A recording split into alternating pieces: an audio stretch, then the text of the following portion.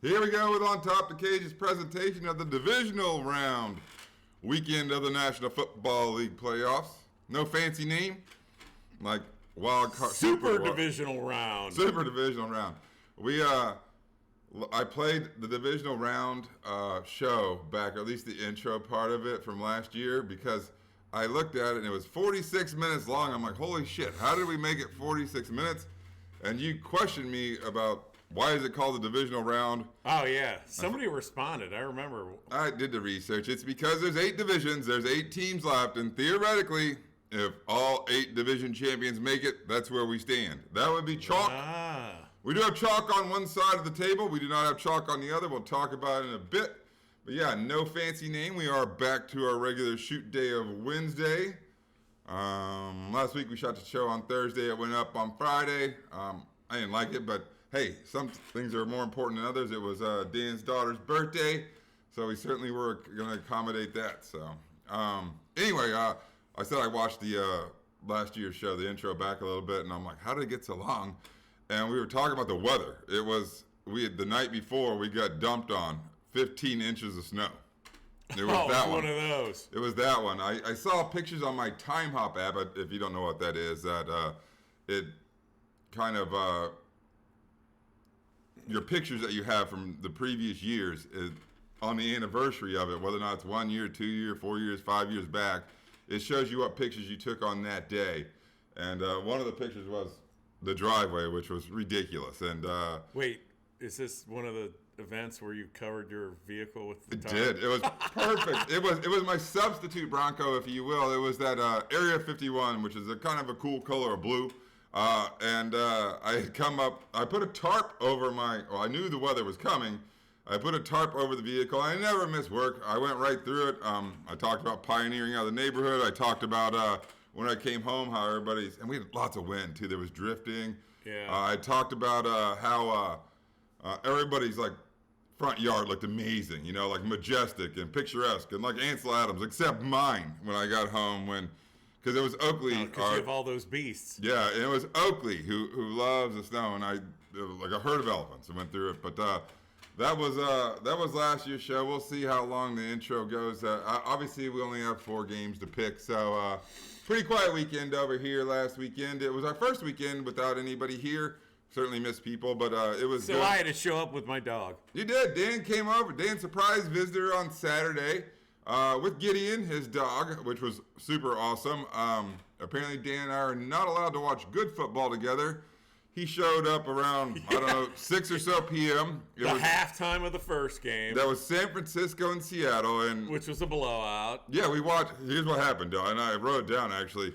Dan gets here, and San Francisco rattled off 25 straight points, making the Seattle-San Francisco game a blowout. He stayed for the first half of the Jacksonville Chargers game. Blowout. And the Chargers ran off the first 27 points of the game. They did not win, but we'll get into football in a bit. But Dan and I watched 52 points consecutive by 2 different teams while I was here. So, I don't know. Dan went home, but he didn't go to bed. He watched it, right? I'm sure he did. Yeah, so. we were texting, yeah.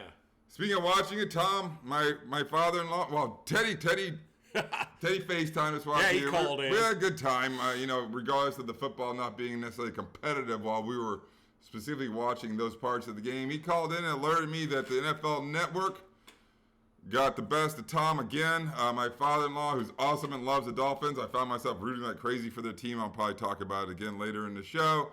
But the NFL Network is not my father-in-law's friend come playoff time. He watched week 2 of the Jacksonville Chargers game, which was out in LA. It was an ass kicking by the Chargers, 38-10. But Tom thought it was the real game. So he made a mistake. It happens. Hopefully he picked the Jaguars and won some money when the real game played. I hope he did too. If he didn't, he was wildly pissed. I guess both ways because. Obviously, Jacksonville in week 2 covered it. Remember, that final was 38-10, if I didn't mention it. And we had a crazy, the wild card weekend lived up to his billing. I mean, there was a lot of wild stuff that happened. Tips and pointers, Tom. No National Football League playoff game will ever begin at 10 a.m. Eastern time. Ever. I'm sure it didn't show then. Unless it's in London. Right. That's never going to happen. You never know with Jacksonville. That's never going to happen. I'm just busting balls a little bit. He's awesome. Hey, wait. You forgot the huge thing that happened over the weekend when I was here. What happened? That device over there. We play a game called Song Quiz. We got a perfect 200. We did. Dan and I and my wife, Katie, largely we play this game. It's entertaining. We have these Alexa contraptions all over the place. There's two of them out here alone right now, but they're kind of all over the house. And we've taken a little bit of affinity to a game called Song Quiz. We largely play what is the category genre we usually play? 80s rock anthems. 80s rock anthems. It tests us pretty good. We know the songs. It's frustrating at times trying to come up. In a name a song, name the artist. Yeah, it can be difficult at times. We get bits and pieces, but we did get a perfect score. 200, and then we lost to Gene in Florida. Fucking 200 Gene. to 190. Gene. So 200s that night. Gene's a real player, man. A real player. Let's do the beer review. We got some more to talk about. Dan, what we got? This is called Numb Nuts from a local brewery here in Cleveland, the Saucy Brew Works. We did it. Probably the close cousin to it. What's his nuts? Previously, and I'm running out of beers. I promise you. They made the sleigh all day, didn't they? No, that's Masthead. Masthead. This is Masthead. It's very close. What do we got here? What's our beer? 9.8% alcohol in this one. Milk, sugar, coffee, vanilla beans, and natural flavors. The description at the bottom of the front of the presentation, which is always some weird alien, says Imperial Peanut Butter Vanilla Coffee Stout. Tell you what, my brother-in-law Grant's probably licking his lips. He loves stout beers. Maybe for the right season. I guess this is the right season when it's cold. These are some heavy beers. They really are. And I know I'm going to be frustrated because I love peanut butter, and I feel like the peanut butter never comes out in these beers. Smells like a candy bar. I like candy bars. What's your favorite candy bar, Deanne? Butterfinger. Is it really? Yeah, those are good. Those are good. Butterfinger. Those are super good. I agree. Reese's. This is really good. I don't know if I can go away from peanut M&Ms.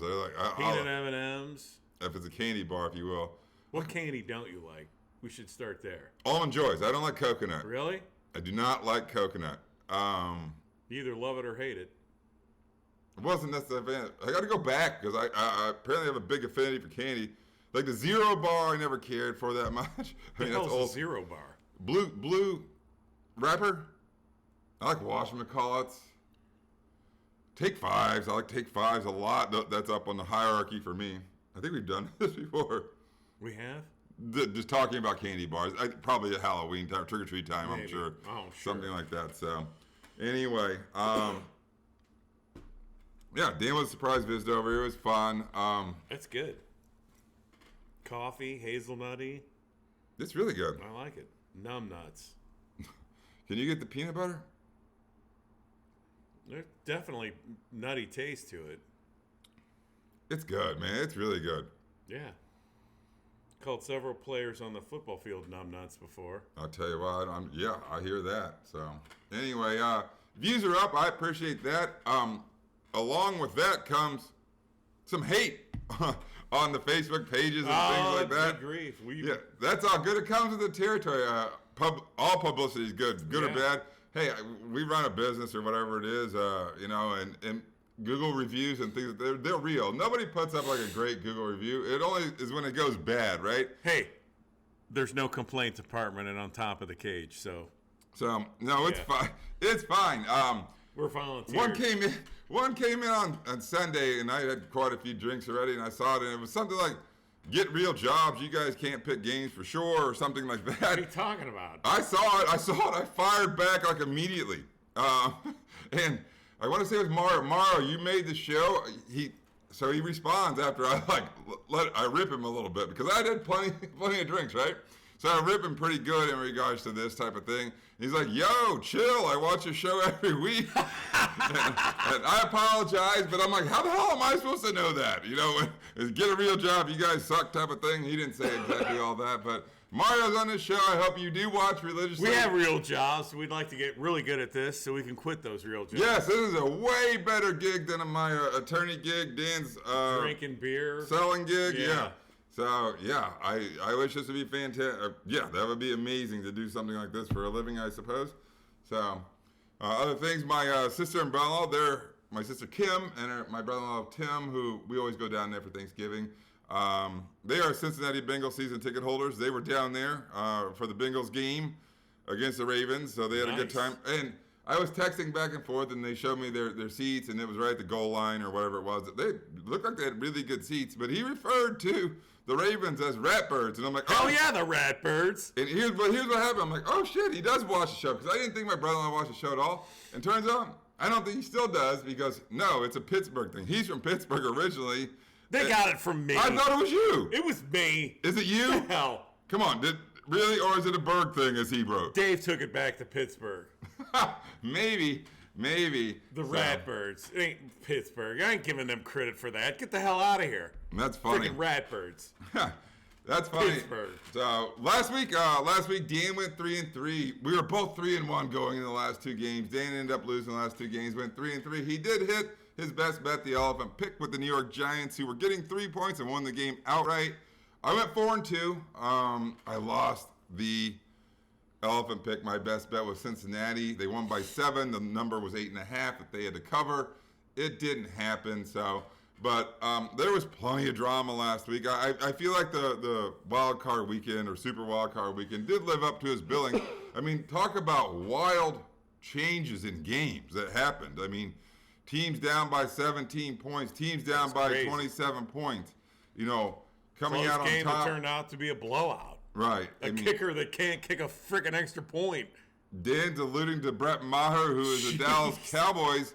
The hell, I can go do that. He missed 4 extra points. That has to be a record. Right. It has to be a record. But I text you the Hall of Fame call. They want to display his uniform in the parking deck. My God. I don't know how that happens, but, they're going to stick with him, and I think he'll get it together. They're going to stick with him. Yeah.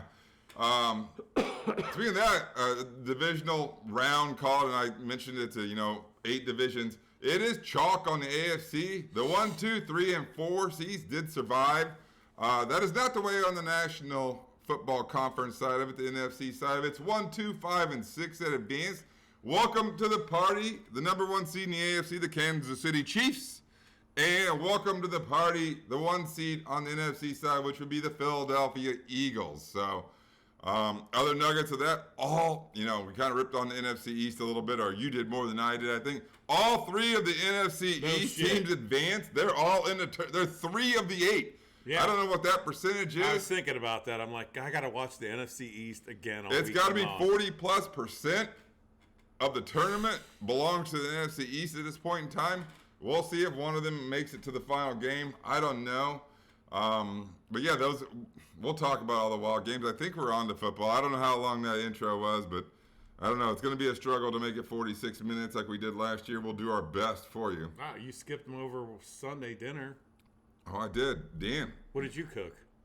I made what I refer to as chicken tortilla soup, and I made chicken wings. I baked chicken wings on Sunday. That's traditionally my day. I grilled on Monday. I like to grill on Monday.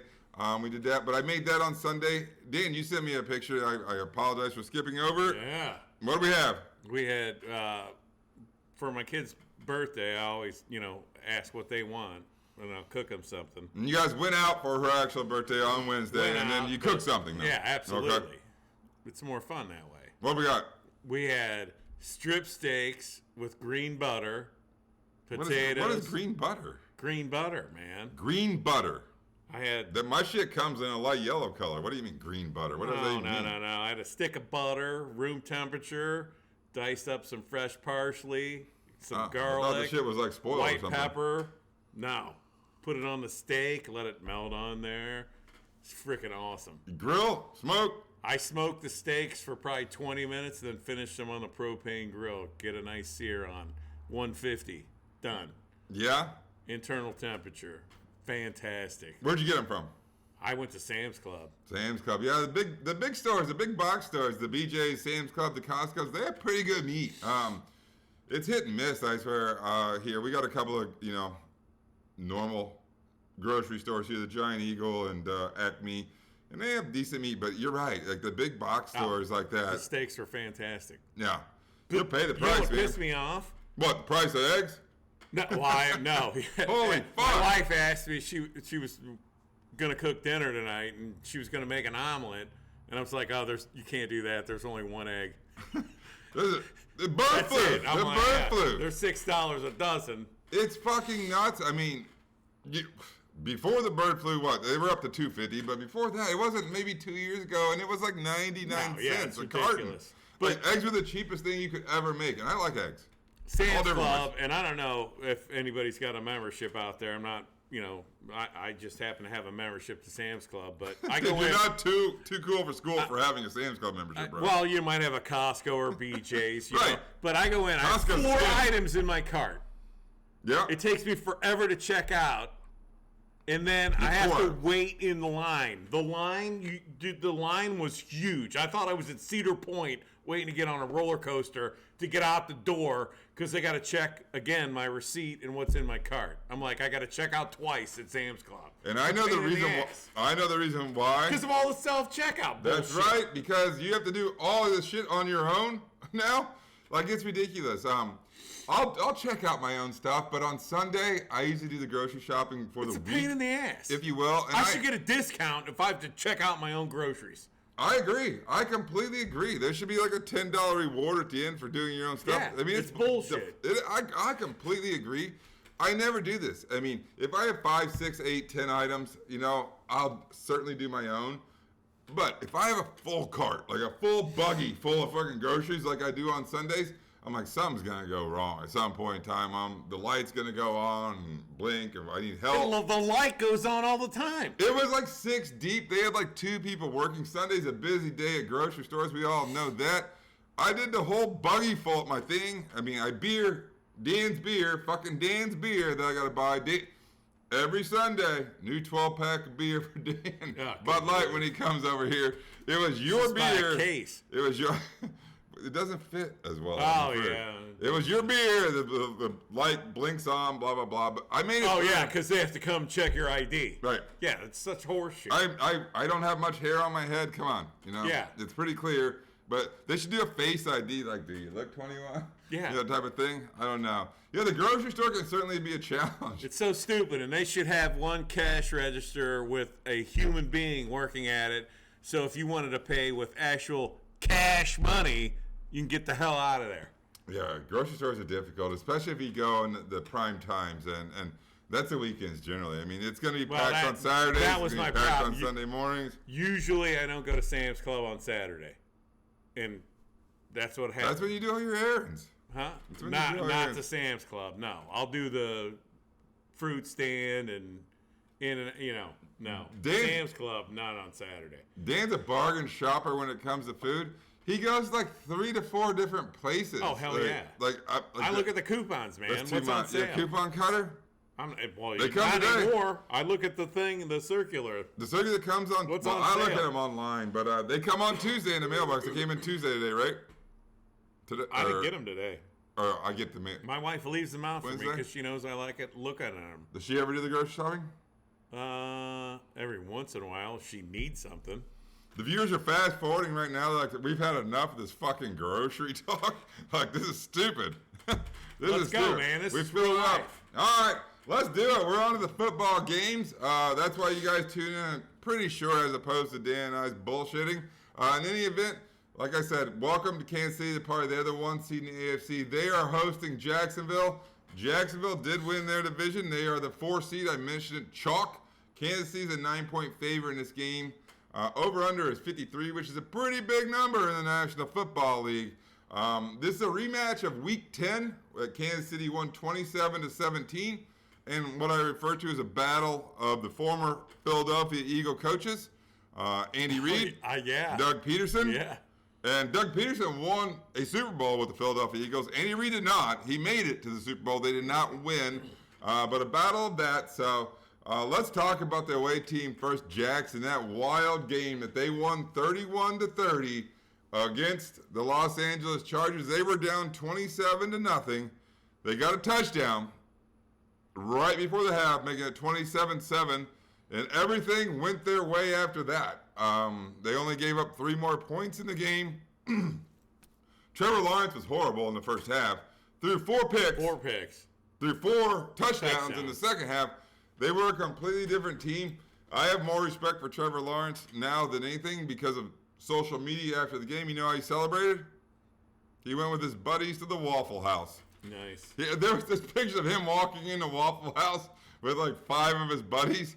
Like he's just probably like a solid dude who maybe he doesn't party. Me, I'm off the rails with drinks. I guarantee that. They don't serve beer. They don't serve alcohol at the Waffle House. They stay open late, but they don't do any of the fun stuff. If you're him, you probably could have taken beers in and gotten. We got one right down the road. Do you ever go to Waffle House? I've been there. Yeah. I've been. I love Waffle House. Smothered, covered, yeah. Pork chop and eggs and a waffle. They have good waffles. I'm all about like the omelet and hash brown thing. Smothered, covered, all that shit. Wow. Peppers and onions, all that good stuff. Pork chop and eggs, man. Yeah, off track again. Anyway, Kansas City, they come off bye. Obviously, in this kind of game is the momentum versus rest game, if you ask me. Like I said, they played earlier. I mean, the Chiefs are going to be ready to go in this game. We'll see. I mean, I think they're a proven commodity on offense. Dan says they never cover. We'll see how that goes. Jacksonville's horrible at covering the tight end. I expect a really big day from Travis Kelce. If this game's tight, it's because it's a shootout. And play the over. If you think Jax is going to be in this game, play the over because there's no way that the Chiefs aren't going to score in the high 20s or 30s in this game. So I don't. If you think it's a close game and it's going to get under the 9 number, go with the over as well, which is a big number I mentioned at 53.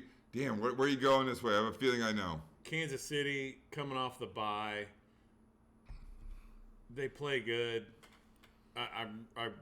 My gut's saying go with Jacksonville on this because Kansas City, like I always say, doesn't cover the spread. But I think I'm going to go with Kansas City this week. Dan, breaking big tradition. Like he's the one. I mean, I talked about first, and Dan wouldn't stop talking about. Maybe that's a little strong, but he mentioned it probably the last 4 weeks. How they don't cover the number. They win, but they don't cover the number. Jacksonville 1,000% cannot afford a slow start like they had against the Chargers. Yeah. They cannot have a first half like they had against Chargers because young team, they locked out. They're still riding emotion. Kansas City's been here. They've done this. Look out. I'm betting the shootout. I'm taking the Jacksonville Jaguars. I like the momentum. I like that they played. Maybe for them, Kansas City comes out a little bit rusty. I feel like Jax has to feel like they're playing with house money. Oh, totally. I love it that they won that football game. It gave another week. My brother-in-law Billy lives in Jax Beach. I'm sure the place is unhinged and has been all week with excitement. So I don't know if they're going to be able to keep it going and they're going to advance to the Final Four of this tournament. But I like them to get under the number. Dan and I are at odds immediately, and I'm surprised with Dan's pick. I really am. I'm concerned about my pick. Personally, I probably won't have enough guts to play it because it's 4:30 on Saturday. I need to mention this. All the time slots. Tom, 4:30 on Saturday. It is on NBC. That means Mike Tirico. Did these two teams play already this year? I mentioned it. Yes. Week 2. Tom watched it on Saturday. This game, no. Jacksonville and Kansas City. I'm sorry. It wasn't week 2. Rematch of week 10. It was a 27-17 final in favor of Kansas City. All right. I'm going to put all this up on the board once again for the viewing because these games are all over the place. Saturday, 4:30 NBC, which is going to be Mike Tirico and Chris Collinsworth. The next game on the board, the nightcap on Saturday is at 8:15 p.m. It is on Fox, and it's going to be Joe Davis and Moose Johnson, who are the announcers on this. I looked everything up. Fox has 2 games. Hey, you're spared, by the way, Aikman and Buck this week because I like Aikman. We got an NBC game, we got 2 Fox games, and we got a CBS game. So no ESPN ABC games this week. I don't know what it shakes out for Championship Sunday, but we'll be back to talk about it. It is the trilogy of the New York Giants and Philadelphia Eagles. It's the divisional round. This is a divisional game. Obviously, these 2 teams have played. twice this year, both won by the Philadelphia Eagles. A combined score in those two games ended up being 78-30. It was a little lopsided. I mentioned it was Trilogy. I've mentioned a few of my people already. I'm going to get my wife on the broadcast. Katie, I mentioned Trilogy. Dude, there's a song called Trilogy that she plays, largely during the summer. It's like a summer jam song, but it lasts fucking forever. It's like a 20-minute song. I want to say the band's name is All Good. I'm not positive of it. She loves it. Anyway, I'm getting everybody on the show. It is the 6th seed New York Giants who upset the 3 seed that would be. The 3 seed that would be the Minnesota Vikings. In any event, Philadelphia is the 1 seed in this turn, or in the NFC side of things. They're minus 7.5. Over-under is 48. Like I mentioned, the Giants won 31-24 in Minnesota. Lots of points scored. It was the Giants' first playoff win since 2012, a decade ago, when they beat the New England Patriots in the Super Bowl. Good for them. Good for Brian Daboll. I think they also feel like they're playing with house money. You watched this game, didn't you, Dan? The Giants Minnesota game, right? Yeah. I was wildly impressed with Daniel Jones. Like, wildly impressed. And he's throwing the ball. Like, his main target. Throwing the ball, had some runs, some designed runs. He's a good athlete. All right, yeah. Saquon looked great. I mean, he looked refreshed. He looked ready to go. I don't know if this is fool's gold or not, but, I mean, he looked really good. But here's the thing. I'm going to temper a little bit because Minnesota has a terrible defense. They have the worst passing defense in the National Football League statistically this year. They lucked out. So how many times did they luck out? A lot. And they're at home now. Brian Daboll and the Giants playing with house money, playing a not unfamiliar foe. I hate double negatives. They hurt my head. I just did it. I know I did it. Philadelphia, obviously they come out by well rested, very good balanced team.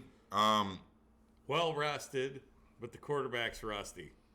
And He's been off. They didn't finish the year strong at all. And I know Jalen Hurts didn't play. He played week 18, last week of the season. He played.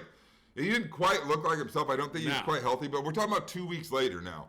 So, I mean, like I said, I mentioned this team's a balanced team. They were top 3 in offense and defense throughout the year. Young coach versus Daboll and now young Sirianni. Coach with Sirianni. Daboll's been around. I mean, that dude's been around. He's done a great job with that NFL Giants team, teams, man. The Patriots, coach with Saban, national champion. You got some pedigree to him, is what you're saying? Did I mention the line? I hope I did. Philadelphia minus 7.5, just north of a touchdown, over under 48 to recap if I didn't. I'm going with the Giants again on this. Riding the wave. Yeah. Was a fool's gold, though, man. I don't think Philly beats them by 7.5. I'm riding with Dan. I'm taking the points as well. I was thoroughly impressed by that Giants football team. Daniel Jones' main target, their weapons on offense out of Saquon Barkley, mainly what I'm talking about is the wide receiver corps for the New York Giants, is as generic as it gets. The primary guy, and has been for the last few weeks, I want to say his last name is Hodgins. He literally came off their practice squad like 4 weeks ago. But they're crafting plays. They're actually sitting down, scheming, doing what they think is going to work. And from this play, we can do this next one or this next one. I mean, they're working at this. And that's Daboll. I think Daboll's a great mind. He had Josh Allen. Obviously, came over from Buffalo. And how much better did Josh Allen look when he was there? Yeah, you're right.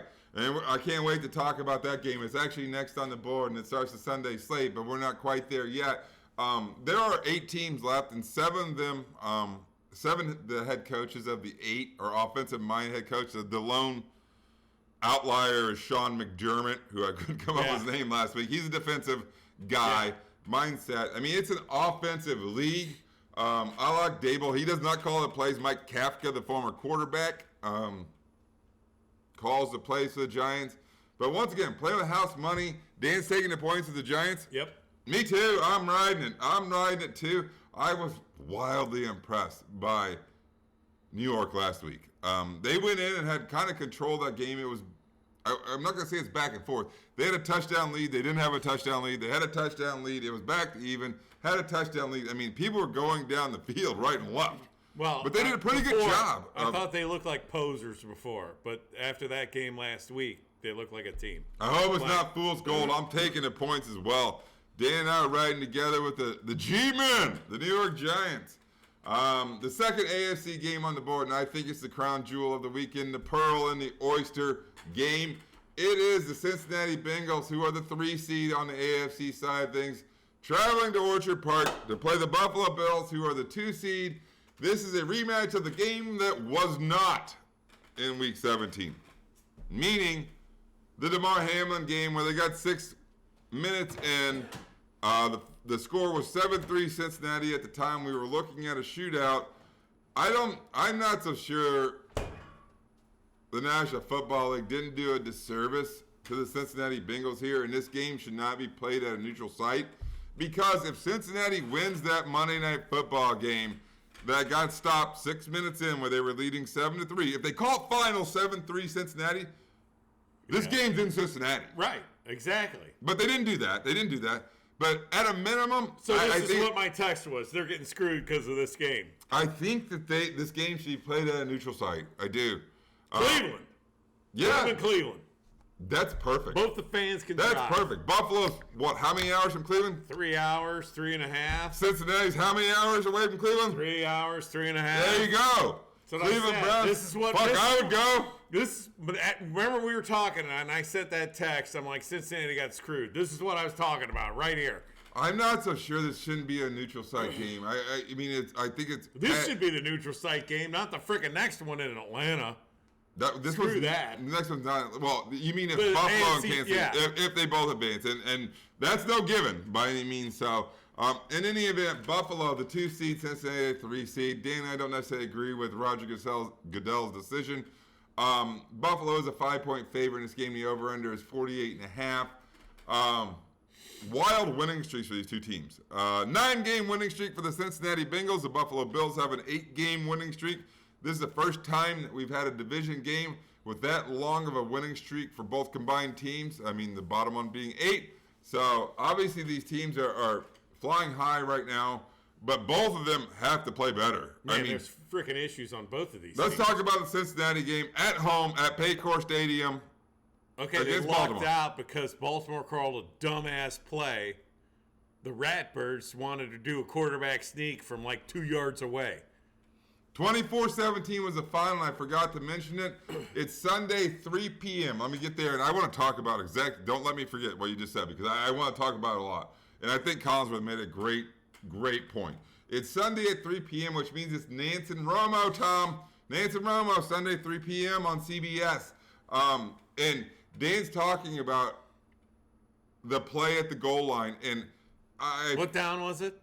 I don't know what down it was. I firmly believe that Baltimore outplayed the Cincinnati Bengals. And they did. The Cincinnati Bengals are very fortunate besides this play that happens at the goal line. And what it is, it's a quarterback sneak. Tyler Huntley, the quarterback for the Baltimore Ravens, goes and reaches the ball over the goal line, or tries to jump over the line. It's not even close. Not close. It gets punched Bates out. Came up with 2 hands and slapped the ball out. Ends up in the Cincinnati Bengals. Sam Hubbard's hands. He rumbles 98 yards. It changed the game completely. Like I said, if that play doesn't happen, I'm pretty sure Baltimore, we're talking about Baltimore playing, maybe we're not playing Buffalo. I don't know if it would have changed that. But anyway, I mean, and did you hear Collinsworth? Collinsworth was fantastic. He's like, what are they doing? He goes, well, here's the thing. If you're going to run a quarterback sneak, and what you want to do, if you're going to just dive through and push everything, you line up the tight end behind him, and you drive everybody. Yeah, right. And you push, because that's allowed in national football. If you're going to jump over the top like that and try to reach the ball over, you spread everybody out. You put a wide formation. You put the wide receivers out beyond the numbers or inside, right, just inside the numbers, and you get a thinner defensive line. He made a great point. He's 100% right, because if that's what you're going to do, try to jump over the top and reach the ball from 2 yards out, you can't have 6 dudes right on top of you ready to punch it out, and the safety just standing like a yard off the line of scrimmage. No, it was a disastrous I want to say design, but that's probably not the right word. It just depends on how you're going to materialize the play. If you're going to do that and have a stacked bunch like that, you got to go low and just let your people drive from behind and help you out. But if you're going to go over the top, you got to spread people out and thin out the defensive line. You can't have all those guys on top of you because inevitably they're going for the ball. It happened. It's been coined the fumble in the jungle. And Cincinnati advances. I'm glad they advanced. I'm glad for I'm glad because my sister who becomes some sort of a crazy Bengals fan. My brother-in-law is a Steelers fan, but he enjoys good football as well. So anyway, a little off track. I'm going to recap the line. Buffalo -5, and we're going to talk a lot about the Buffalo game as well. We talked about the Cincinnati game and how they were on the ropes and probably should have lost the game. Let's talk about Buffalo. And their offensive line sucks. I mean, they're banged up. They addressed it in the offseason. They're hurt. Lyle Collins is out, the right tackle. Both of these offensive lines one of on the guards team is out, and then you had the left tackle dislocate his kneecap. That's right. They're missing both of the offensive linemen on the right side, and maybe the left tackle as well. I mean, it was an issue that was the Achilles heel for the Bengals last year. It was offensive line. They tried to fix it. You can't fix injuries, man. No. I mean, that's not the hierarchy's fault, or things like that. You do your best with that. But I'll tell you what, the team that they're playing, the Buffalo Bills, they got offensive line problems as well. Buffalo. They look bad. Buffalo won the game against... But look bad. My in-laws teams. 34-31 was the final. The Dolphins were 100% game. I mean, they were there. They had a second-half lead. Defense played phenomenal. It was. They had 7. When I mentioned that the Buffalo has offensive line problems, the Miami Dolphins registered 7 sacks against the Buffalo offensive line and Josh Allen. Dude, Josh Allen. Well, let me back up. I mentioned the commentators, Nance and Romo. I found myself, I must like my brother-in-laws more than I thought. Tom, I found myself like rooting hard, like it was my Chicago Bears playing for the Dolphins to win that game against Buffalo. I mean, they were there. They got that defensive touchdown at the opening of the third quarter. And they had a 24, maybe 17 lead, or 24-20 lead. I don't know what it was. Yeah, I tell you what, the ball bounced their way to an extent.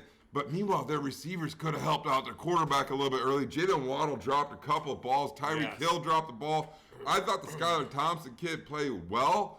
I thought Josh Allen was pretty careless with the football. I'm done with fucking Tony Romo referring to him as an alien like he's out of this world. Okay, he's an alien, but he threw 2 interceptions and fumbled the ball twice as well, or whatever situation. Accounted for like 3 to 4 turnovers himself. Yeah, no, I was done with that. That's how I knew that I was rooting so hard for the Dolphins, because I was like openly pissed off how much Romo was like ass licking Josh Allen. It was driving me crazy during the game. Off track here a little bit, but I mean, bottom line is, that's why I don't like any of these announcers. They all suck. I mean, Buffalo kind of escaped the game against Miami, against the third-string quarterback. I mean, clearly both of these teams could have been beaten, and we're talking about Miami and Baltimore playing this week instead of these 2 teams. But meanwhile, I do think it's the crown jewel, of the 4 games that we have. I think it's going to be an awesome game. Buffalo -5, Dan. I'm going with Cincinnati. If Buffalo wins, it's going to be close. Hooday! I'm with him completely. I love Joe Burrow. I love his swag. I'm worried about the offensive line. Worried about the offensive line last year. They made it to the Super Bowl, though. They did. And Buffalo didn't impress me last week. No. They didn't. I mean, they turned the ball over. Josh Allen was careless with the football. I mentioned it already. Cincinnati shouldn't even be in this game. Barring that play at the goal line, they lose that football game. I'm almost positive of it. Against the backup. Totally. And meanwhile, both these teams, right? They didn't look good, right? But they're both playing as backup quarterbacks. Yeah. I mean, back. Baltimore, Tyler Huntley, second-string quarterback. But meanwhile, Buffalo, third string. Skylar Thompson, right? So, I'm certainly happy for my in-laws, Kevin, Billy, Grant, Tom, Teddy, all you guys. It was a fun season, man.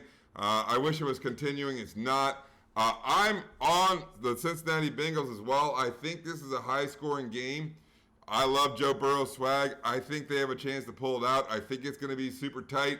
I'm sure DeMar Hamlin's going to be there, all this other good stuff. I don't care who they. I'm with them. I'm with my sister Kim, my brother-in-law Tim.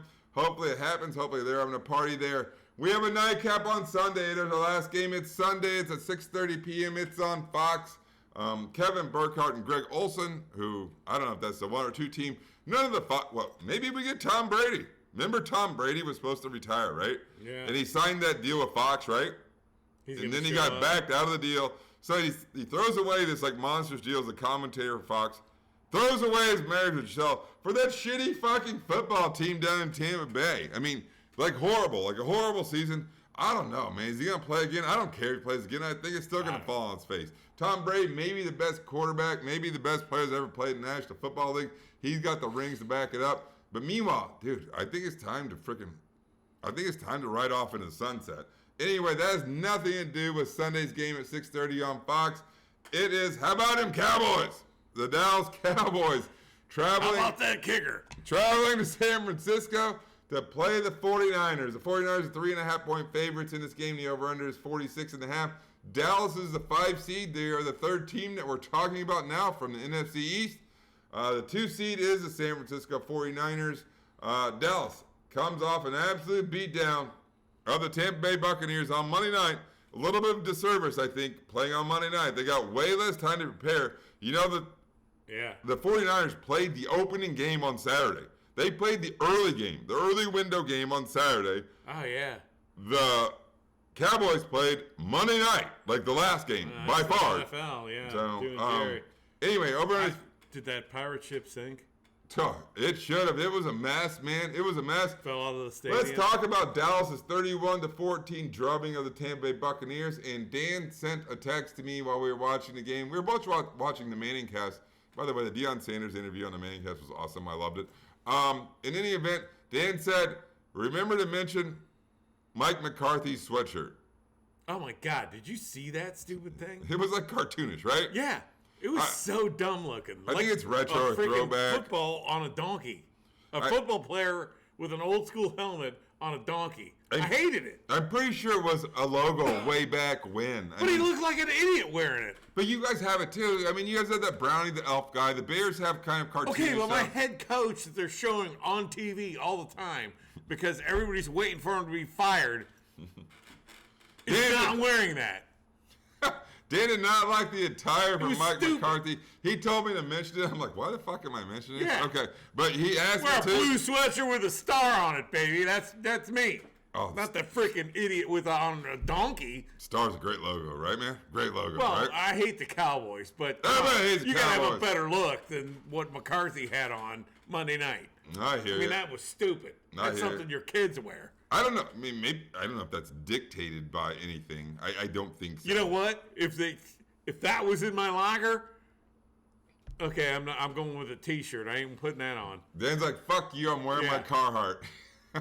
Screw that.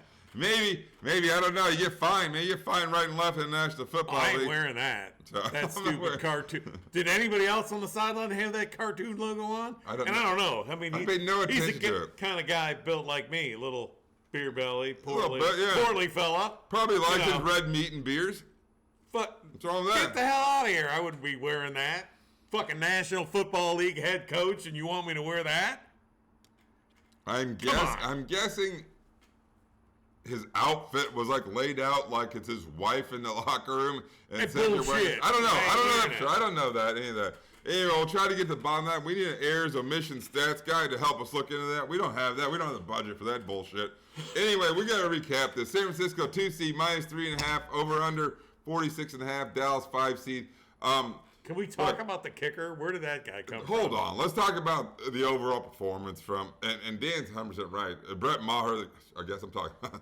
Brett Maher, the kicker for the Dallas Cowboys, wildly missed 4 extra points. Has he been with the team? Oh, yeah. He's been there all year. I mean, holy hell. Dak came out and supported him and said, hey, I played like shit week 18. Brett Maher played like shit. You know, things change. It'll change. He's been a pretty consistent kicker. I mean, I think it got in his head. I don't know. I mean, he's need to bang one through the upright. The next thing you know, he wins this football game. He better bang one through the upright. 52 yards. Bang one through his ass. Anyway, they're sticking with him. But meanwhile, I've talked about this Dallas football team. Like, dude, how do you miss 4 extra points in a row? I don't know. I'm not. I mean, seriously, the guy's gonna go down in history. Yeah, send that shit to the Hall of Fame. They should have a parade. Right down That's what I texted you. I'm like, the Hall of Fame called. They want his uniform. I feel like I've been saying the same thing about the Dallas Cowboys like all year. Like how talented of a football team they are. Except for the kicker. Wildly inconsistent they are. I mean, wildly inconsistent. One week to the other. I mean, Dak Prescott hadn't played well down the stretch. He's on like interceptions right and left.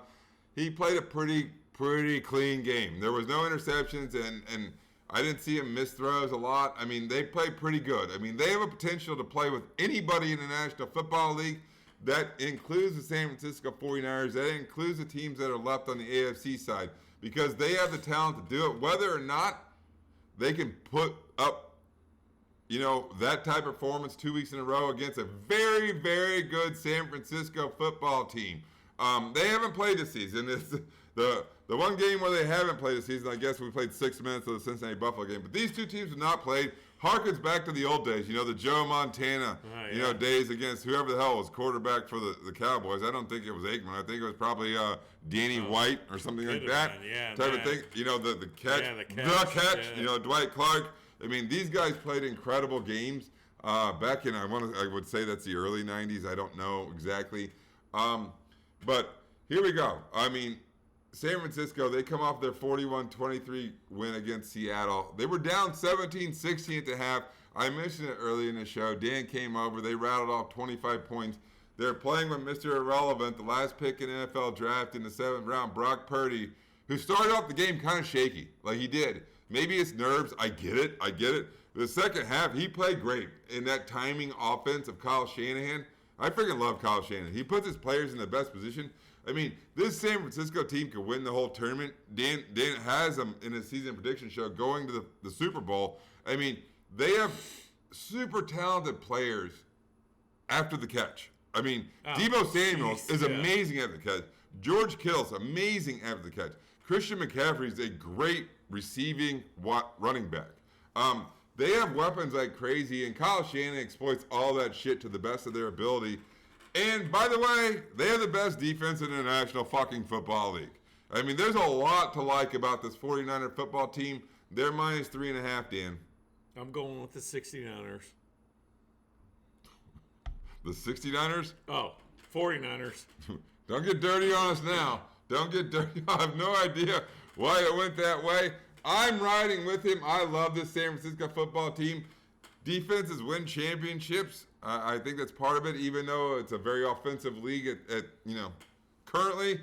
We are on to our best bets. I guess we call them the elephant picks here. Dan, what are we liking? 49ers. Me too. I love the 49ers. I think that Dallas team is so inconsistent. I love the 49er defense. I think they get after it. I do. I was going there from the gate. Dan and I are in unison on that game. So the only thing we're different on is Kansas City and Jacksonville. I took the dangerous points with Jax riding the momentum. Dan's right. We took the points with the Giants. By the way, I like Jax in that game against Kansas City. That means I like the over. Giants Philly, overs are tough.